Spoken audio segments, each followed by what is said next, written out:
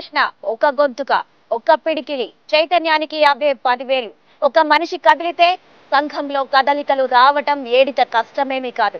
ఒక మనిషి ఛాతిని ఎదురొడ్డి ఆధిపత్యానికి అడ్డు తిరిగితే వేళ్లు నూక్కుపోయినా రాచరికం పూకటి వేళ్లతో సహా చెదిరిపోతుంది. ఒక్క నినాదం ప్రజలను పోరాటం వైపుకు కదిలిస్తుంది. సామాన్యుడు లిఖించిన చరిత్రలో ఒక అధ్యాయంలోకి, ఓ అమరుడి యాదిలో.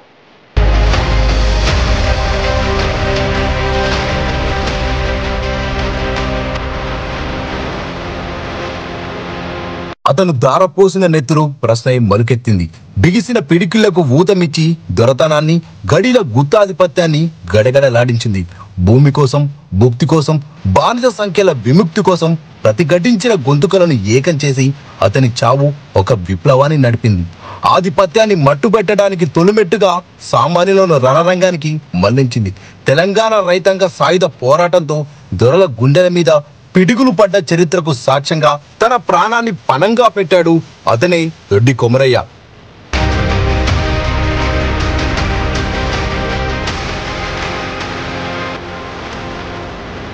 దొడ్డి కొమరయ్య తెలంగాణ భగత్ సింగ్. అప్పటి నల్లగొండ జిల్లా కడవెంటి గ్రామంలో ఒక గొర్రెల పెంపక ఆధారిత కుటుంబంలో పురుడు పోసుకున్న ఆ బిడ్డ కనీసం 20 ఏళ్లైనా నిండక ముందే ఉద్యమానికి ఊపిరి తాను మాత్రం అమరుడిగా ఆకాశానికి ఎగుతాడని అతని తల్లి ఘట్టమ్మ కనగనగలేకపోయింది. అన్నం తింటున్నవాడు కాస్త అన్నదొడ్డి మల్లన్న బాటలోనే ఎర్ర జెండా చేతబట్టి రైతన్నల కుడిభుజమై పోరాటంలోనే పొద్దు పొడుస్తాడని అతని తండ్రి కొండయ్య ఊహించలేకపోయాడు పాపం. తరాల బానిస సంఖ్యలకు జవాబు కావాలని రాచరికాన్ని ప్రశ్నించి నేల కొరిగిన తొలి అమరుడు. తుపాకీ గుళ్లకు ఆహుతైన అతని చివరి గర్జన తెలంగాణ తొలి ధిక్కార స్వరం. అప్పటి నల్గొండ జిల్లా, ప్రస్తుతం వరంగల్ జిల్లాలో ఒక గ్రామం కడవెండి.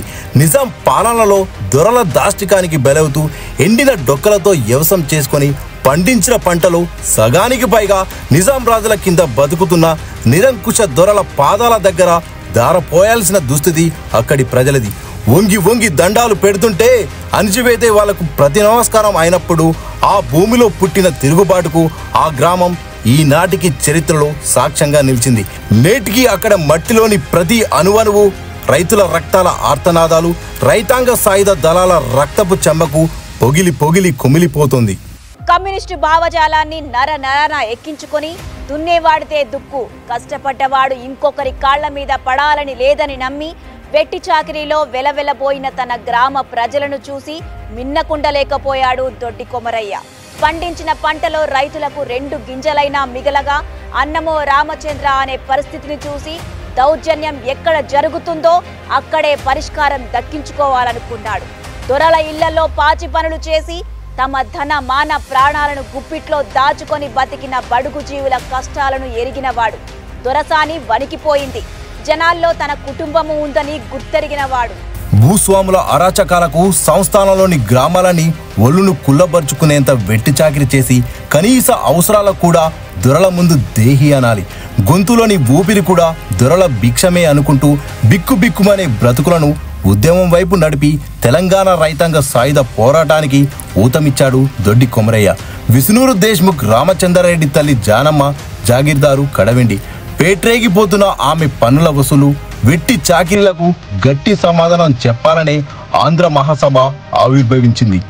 ప్రాణాలదేముంది, బానిస సంఖ్యలు పోతే చాలు అని విప్లవ వీరుడిగా ఆకాశం ఎరుపెక్కి ఉగ్ర నాయకుడిగా ముందుకు అడిగేశాడు. గడీల పాలన గంగలో కలపాలని 20 ఎకరాలు కూడా లేని దొరసాని దౌర్జన్యం చేసి పేదల దగ్గర నుంచి 400 ఎకరాల భూమి దోచుకున్న పరిస్థితుల్లో ఆమె మీద, ఆమె ఆధిపత్యం మీద ఉక్కుపాదం మోపి ఉద్యమాన్ని తారాస్థాయికి తీసుకువెళ్లాడు. దొడ్డి కొమరయ్య నాయకత్వంలో గ్రామాల్లోని యువకులంతా సంఘాల వారిగా జట్టు కట్టి కడవెండిలో జూలై 4, 1946లో దొరలకు, వారి పెంపుడు కుక్కలైన రజాకర్లకు ఎదురు తిరిగారు.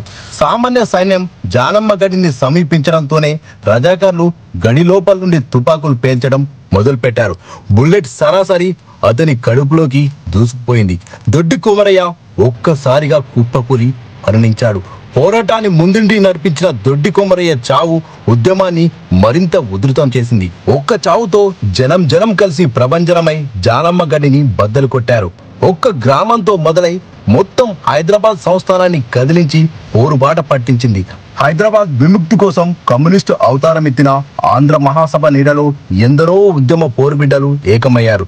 తొలి అమరుణ్ణి చరిత్ర ఎప్పటికీ మర్చిపోదు.